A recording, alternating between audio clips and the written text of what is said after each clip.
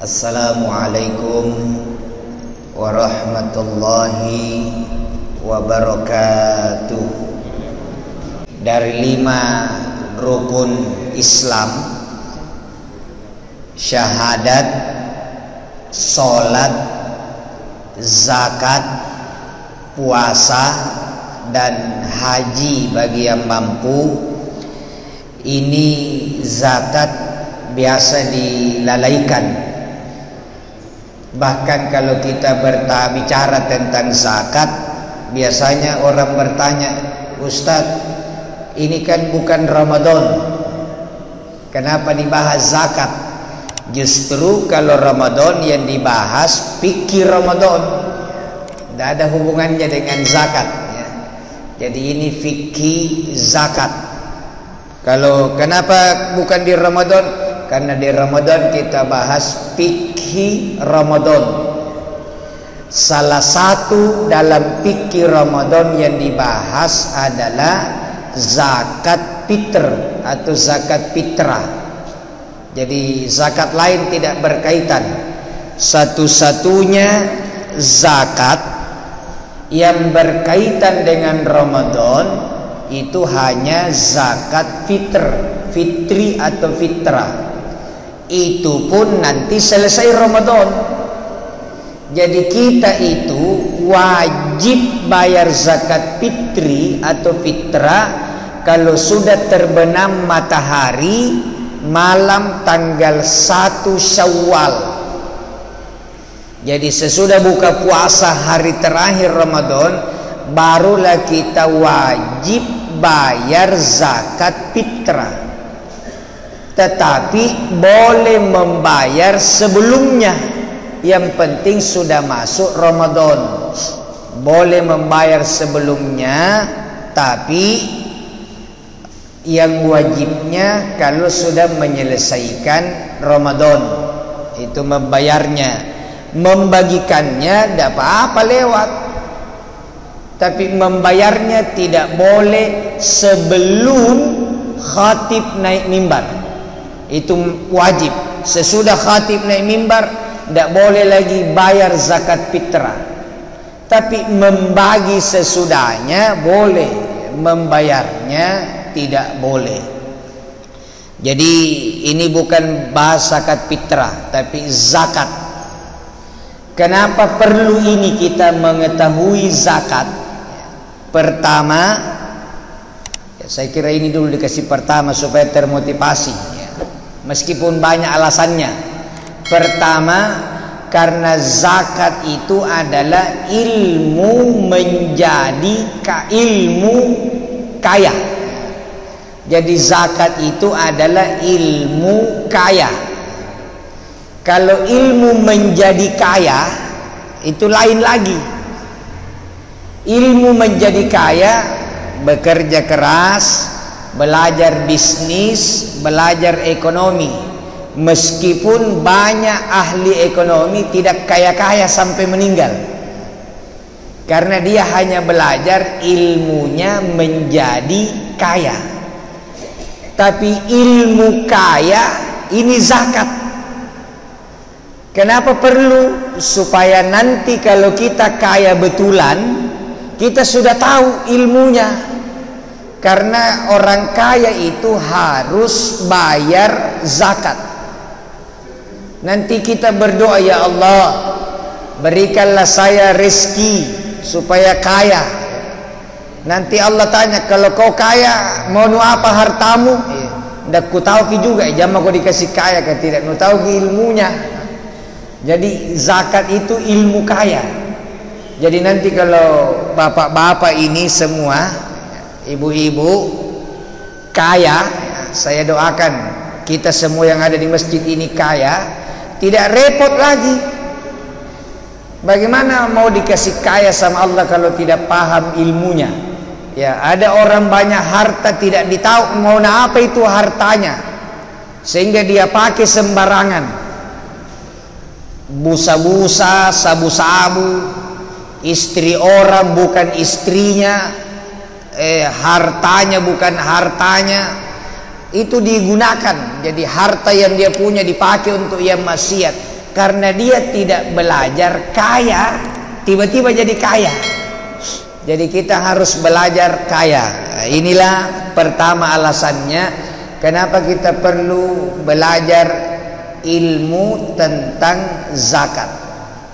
Yang kedua, zakat ini kewajiban. Kewajiban dalam agama itu kalau dilanggar ada dua jenis. Yang pertama, ada yang kalau dilanggar dosanya, ancaman hukumannya nanti di hari kemudian. Kalau bapak-bapak tidak sholat, itu nanti di hari kemudian baru dapat. Belum ada undang-undang di dunia ini, barang siapa yang tidak sholat dihukum penjara 3,5 tahun 1 minggu. 1 minggu tidak sholat 3,5 tahun hukumannya, itu tidak ada. Kalau bapak ibu tidak puasa Ramadan, itu tidak ada hukuman penjaranya di dunia. Kalau bapak ibu kaya tapi tidak naik haji, tidak dipenjara juga. Jadi ada kewajiban, kalau dilanggar tidak dihukum di dunia, nanti di akhirat. Ada juga kewajiban, kalau dilanggar dihukum di 2 tempat. Dihukum di Al-Abrar, dihukum juga di dunia, di akhirat. Jadi 2 hukumannya. Seperti mencuri. Mencuri itu kalau dia lakukan di akhirat dihukum masuk neraka, di dunia dipotong tangannya. Ya, tangan ini macam-macam. Ada yang menyebut yang dimaksud dengan tangan adalah kekuasaannya. Maka kalau ada pejabat mencuri, dicopot dari jabatannya baru dikurung supaya tangannya tidak bebas tanda tangan lagi. Itu juga memotong namanya. Jadi dipotong kekuasaannya supaya dia tidak tanda tangan lagi kwitansi yang belum dinomor. Ada memang yang memahami memang tangannya manton dipotong. Jadi pencuri itu dipotong mulai pergelangan dulu. Pergelangan. Kalau dia orang kanan, maka yang dipotong tangan kirinya, pergelangan kirinya, supaya berhenti mencuri. Ternyata mencuri lagi, maka yang dipotong pergelangan kaki kanannya, selang-seling. Mencuri lagi, dipotong pergelangan tangan kanannya. Jadi sudah 2. Jadi kalau ada orang 2 tangannya potong, berarti 3 kali itu mencuri, Pak. Nah, itu termasuk zakat. Zakat itu adalah kewajiban yang kalau dilanggar 2 hukumannya. Dihukum di dunia dan dihukum di akhirat. Dasarnya apa? Ya, pada masa Nabi itu kan zakat itu nanti diwajibkan pada tahun 9 Hijriah. Jadi memang sangat rawan ini, tahun terakhir. Kenapa sholat ini tidak terlalu repot mengajak orang sholat? Karena begitu Nabi pindah ke Madinah, itu kewajiban sholat sudah turun. Karena Nabi Isra Mi'raj sebelum ke Madinah. Jadi begitu hijrah sampai di Madinah, sholat itu sudah jadi undang-undang, sudah diwajibkan. Zakat nanti tahun 9 Hijriah, periode terakhir. Biasanya itu wali kota kalau periode terakhir, tahun terakhir nih, banyak nih kepala dinas tidak mau dengar. Dia bilang kamu Tommy diganti tahun depan. Jadi itu makanya banyak orang nakal-nakal zakat. Begitu Nabi meninggal, tapi masih bayar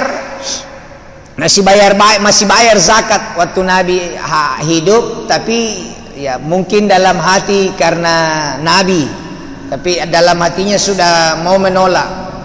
Begitu Nabi wafat, yang jadi khalifah adalah Abu Bakar As-Siddiq. Mulailah muncul ini yang dulu setengah-setengah bayar zakat pada masa Nabi, enggan bayar zakat. Jadi ada beberapa kelompok, kira-kira kalau sekarang namanya partai politik, tidak mau bayar zakat. Ada LSM, kalau ya ada UPTD, ada SKPD, ada jamaah masjid. Jadi ada beberapa kelompok tidak mau bayar zakat. Maka Abu Bakar As-Siddiq sebagai presiden itu mengangkat senjata lalu berperang. Diperangi itu orang yang tidak mau bayar zakat. Namanya perang. Ya, perang itu dua ji kemungkinan, dibunuh atau membunuh. Jadi pada masa Abu Bakar, orang yang tidak mau bayar zakat dibunuh. Jadi ada hukumannya di dunia, diperangi. Kalau kita di Makassar ada Perda nomor 6, Perda nomor 5 tahun 2006 kalau tidak salah. Perda tentang zakat. Orang yang tidak mau bayar zakat itu dihukum penjara. Jadi ada hukum penjaranya. Denda waktu itu dendanya 30 juta, hukum penjaranya juga ada. Cuma itu 2006. Mudah-mudahan perda itu diperbaharui sehingga dendanya bukan lagi 30 juta. Karena 30 juta tahun 2006 tentu beda nih sekarang. Sekarang 30 juta murah. Ya, mungkin dendanya nanti 300 juta, hukumannya 3 tahun. Jadi ada dasarnya. Pada masa Abu Bakar diperangi orang-orang yang tidak bayar zakat. Jadi ini penyebab kedua kenapa kita perlu belajar fikih tentang zakat, karena zakat ini beda dengan rukun Islam yang lain, yaitu kalau dilanggar dosanya di akhirat masuk neraka dan di dunia juga dihukum ya. Yang ketiga, kenapa perlu belajar kita mengetahui tentang zakat? Karena ada orang tiba-tiba menjadi petugas zakat. Banyak, jadi mendadak amil namanya. Yang mana itu? Begitu masuk Ramadan, bikin panitia amalia Ramadan, baru di antara panitia itu ada bidang penerima zakat. Jadi selesai Ramadan bubar lagi. Ini namanya mendadak amil. Bukan mendadak hamil, Pak ya. Mendadak amil. Amil itu pekerja untuk zakat. Sampai sering ada orang datang bawa zakat fitrah, zakat harta. Itu amilnya bukan menatap ini orang, tapi menatap kertas. Ajarakallah fi ma. Bayangkan sudah menerima zakat, doanya belum dihafal. Jadi kertas itu nak catat ajarakallah fi ma yolo abakaita atau akakaita ini. Itu jadi memang perlu ini kita belajar. Jadi tidak ada lagi mendadak amil, tapi amil itu bekerja lama sepanjang masa, bukan Ramadan. Karena dia bukan pengumpul zakat fitrah, tapi pengumpul perencana penyalur zakat. Nah, zakat ini macam-macam. Ya, jadi tidak ada lagi. Makanya itu setiap masjid wajib ada UPZ-nya kalau mau menerima zakat. Kalau tidak ada UPZ tidak boleh. Jadi kenapa itu dibentuk UPZ? Untuk menyelamatkan masjid dari melakukan pelanggaran. Karena dilarang memungut zakat dari umat Islam kecuali lembaga yang di-SK-kan oleh lembaga negara.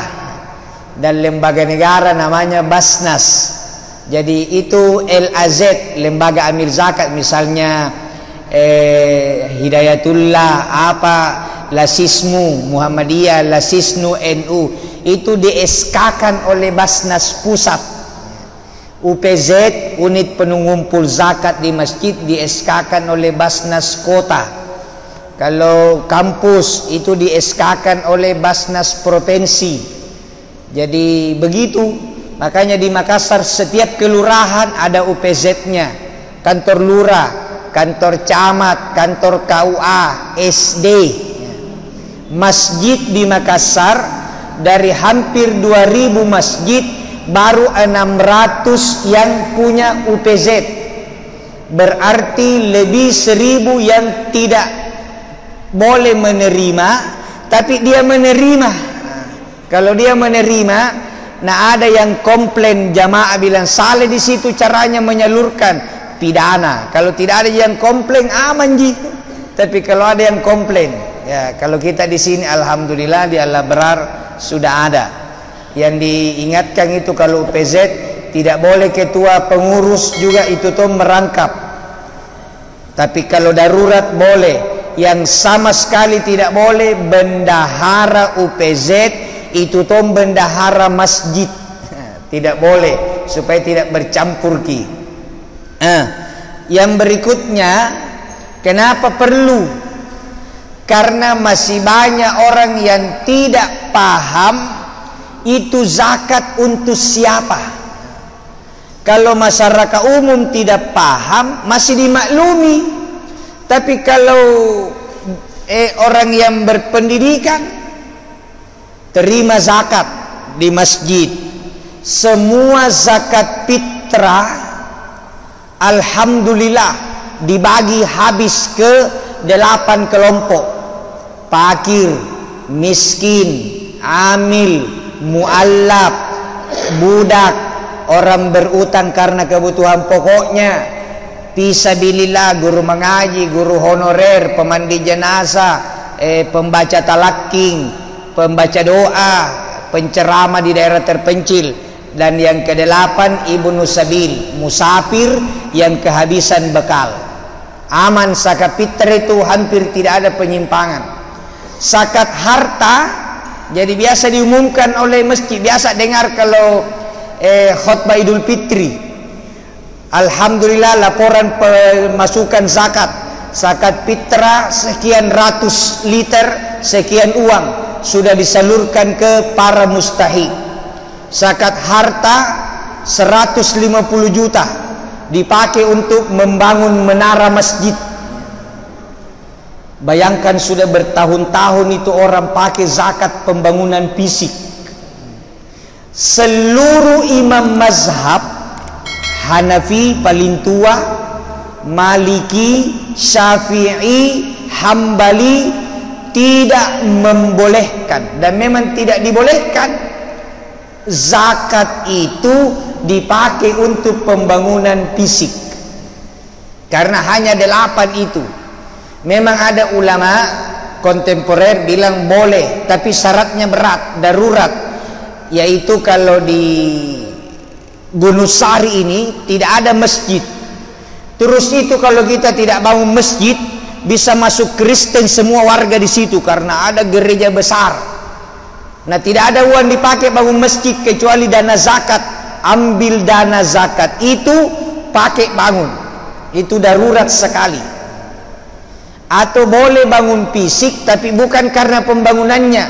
Ada orang miskin di situ, kumpulan orang miskin misalnya Pak Anu, tidak ada tempat tinggalnya, dibangunkan jadi untuk orang miskin. Kalau masjid bukan untuk orang miskin, ini campur-campur. Jadi dan banyak sampai sekarang saya tiba-tiba duduk di ruangan pengumpulan di Basnas Kota, karena ketuanya Basnas Kota Makassar itu namanya Ashar Tamanggong. Sampai 2026 dulu Pak Ustaz datang ki di sini ya, pergi jalan-jalan. Berarti tidak tahu, ini bilang ketuanya ini Ustaz gaul. Apa itu? Zakat. Dia bayar kalau tidak salah itu 2 juta kurang lebih. 2 juta di store zakat mal. Saya bilang, berapa zakat mal terkumpul? Dia bilang alhamdulillah Ustaz 59 juta. Cuma ini jangan sempat karena lagi dikerjai masjid kah. Bayangkan sekelas pengurus saja masih salah. Jadi Kalau selama ini belum ditahu, ya aman, tidak ada dosa bagi yang tidak ditahu. Tapi kalau sudah ditahu, ini sikok boko hari kemudian. Jadi nanti juga ada gegeran pengurus-pengurus masjid di padang mahsyar. Kenapa terpisah dengan di situ? Khusus yang menyalahgunakan zakat mal. Jadi ngeri. Kalau ada pembangunan masjid diumumkan, memang yang mau menyumbang silakan sisihkan infaknya. Infak itu boleh dan itu memang fisik. Tapi kalau zakat, selama masih ada yang berhak menerima, dan semua yang disebutkan dalam Al-Quran itu dijamin tidak habis sampai hari kiamat. Berarti 8 kelompok ini pasti ada. Itu makanya perlu memang ini ilmu tentang fikih zakat supaya kita tidak salah paham. Yang terakhir, karena ini baru pengantar, panjang ini ya, satu periode ini dibahas 5 tahun. Jadi kenapa perlu fikih zakat? Karena zakat yang dikeluarkan pada masa Nabi itu berkembang sekarang. Misalnya zakat pertanian. Yang dimaksud dengan zakat pertanian pada masa Nabi adalah yang dikeluarkan zakatnya makanan pokok yang disimpan, ya, makanan tersimpan atau makanan pokok seperti gandum, kurma, kalau kita di sini beras dan jagung. Dulu, sekarang berkembang karena yang bayar zakat kan orang kaya. Ada petani kopi. Ini setengah mati nih kalau mau cari hadisnya, tidak ada itu zakatnya kopi. Tapi orang bertani kopi sekarang lebih kaya daripada petani jagung. Nah, apakah bayar zakat atau jangan nih, karena tidak ada hadisnya. Lagi pula kopi itu bukan makanan tapi minuman. Kakao, coklat. Masa orang bertani coklat dapat ratusan juta tidak bayar zakat, sementara petani jagung di Jeneponto cuma 2 jutaan bayar zakat, 10 jutaan bayar zakat. Ini berkembang. Yang berikutnya pegawai pada masa Nabi itu tidak bayar zakat. Kenapa? Memang tidak ada gajinya. Tidak ada gajinya. Muazzin, ada itu hadisnya, tidak boleh dibayar. Makanya di Mapanyuki kemarin kita rapat mau menyusun jadwal ceramah 1 tahun. Pak Ande Latif bilang, haram penceramah datang saya bayar, dan haram penceramah dibayar, tidak boleh. Jadi kita kasih uang transport dan tidak boleh dikaitkan dengan ceramah. Makanya tidak boleh itu penceramah kalau besar amplopnya panjangi ceramahna, kalau sedikit amplopnya singkat ceramahna, itu namanya dibayar. Jadi mau tinggi amplopnya atau rendah, ceramahnya tidak boleh berkurang kualitasnya karena bukan uang ceramah, ya transport. Jadi ini yang perlu disampaikan juga kepada para mubalik. Tidak ada urusannya itu amplop dengan ceramah. Jadi kalau dipanggil ceramah, jangan bilang bagaimana tarifnya, karena kalau tinggi saya mau baca buku baik-baik. Nah, itu sudah salah itu. Itu namanya tarif ceramah. Jadi dulu pegawai tidak digaji, sekarang pegawai digaji. Nah, kalau pegawainya dulu tidak bayar zakat karena tidak digaji, sekarang pegawai gajinya tinggi karena ada gaji pokok, lauk pauk, transport, tukin, tunjangan kinerja, tunjangan jabatan, tunjangan kesehatan, tunjangan keluarga. Jadi banyak.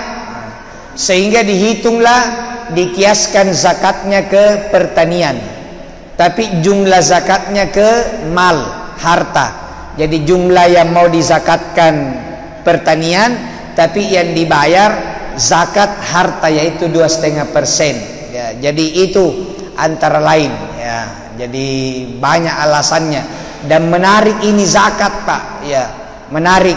terutama orang-orang yang kikir, harus serius dengar, jangan sampai masih bisa jadi leceng tidak bayar. Kan banyak orang mau leceng. Saya punya uang 100 juta ku simpan di bank, kalau 1 tahun bayar zakat, tapi kalau 70 juta mami tidak bayar. Jadi nanti bulan ke-11 ku ambil cepat 30 juta, ku ambil, baru ku pakai dulu beli nanti sudah itu ku tarik kembali, baru ku kembalikan lagi bulan Januari, tidak bayar zakat menurut fikih. Tapi nakana gue tengkar dengan Allah Ta'ala tolong. Dikira kapan Allah ini tidak tahu bilang pura main-main ini. Jadi menarik. Jadi mudah-mudahan ini ya beberapa kali pertemuan, karena banyak sekali ternyata zakat. Terakhir betul mini zakat fitrah khusus Ramadan yang selesai Ramadannya, zakat mal yang punya tabungan uang, harta, zakat emas yang beli emas untuk tabungan. Jadi kalau emas itu untuk perhiasan tidak bayar zakat. Oh berarti aman ya saya Ustaz, saya beli emas 500 gram perhiasan semua, cocok mi perhiasan, tapi 100 gram na pakai, yang 400 gram na simpan, yang 400 gramnya ini tabungan. Kecuali kalau kita pakai semua, 5 di telinga, 1 di leher, 1 di kaki, semua jari kaki nak kasih, pakai, tidak bayar zakat. Jadi tidak bayar kalau dipakai semua, tidak bayar seke. Jadi makanya ada batasannya. Zakat perdagangan, pedagang juga zakat. Jadi kalau saya sama Pak Haji Guntur selesai musim haji, itu hitung keuntungan, berapa keuntungannya jamaah haji ini, sekian, bayar ki zakat Pak Haji, itu zakat perdagangan. Ada namanya zakat profesi, pegawai, kontraktor, dokter, pengacara. Kalau pencuri, bukan profesi itu. Jadi kalau mencuri, kenapa bayar zakat? Saya mencuri laptop kemarin, tidak bayar zakat. Jadi ada zakatnya profesi. Ada juga zakatnya barang temuan. Kalau kita menemukan barang, kalau barang itu tidak ditahu siapa yang punya, maka diumumkan dan ditunggu 1 tahun. 1 tahun tidak diganggu, dan sesudah itu keluar zakatnya 20%. Kenapa banyak sekali? Bukan penjian utang. Jadi tidak seorang temukan apa-apa baru tidak bayar zakatnya, dosa juga, dan banyak yang lain. Ya, mudah-mudahan ada manfaatnya. Kita lanjutkan pada pengajian yang akan datang. Subhanakallahumma wa bihamdik, nashhadu an la ilaha illa anta, nastaghfiruka wa natubu ilaik. Wallahul muwaffiq ila aqwamit thariq. Wassalamualaikum warahmatullahi wabarakatuh.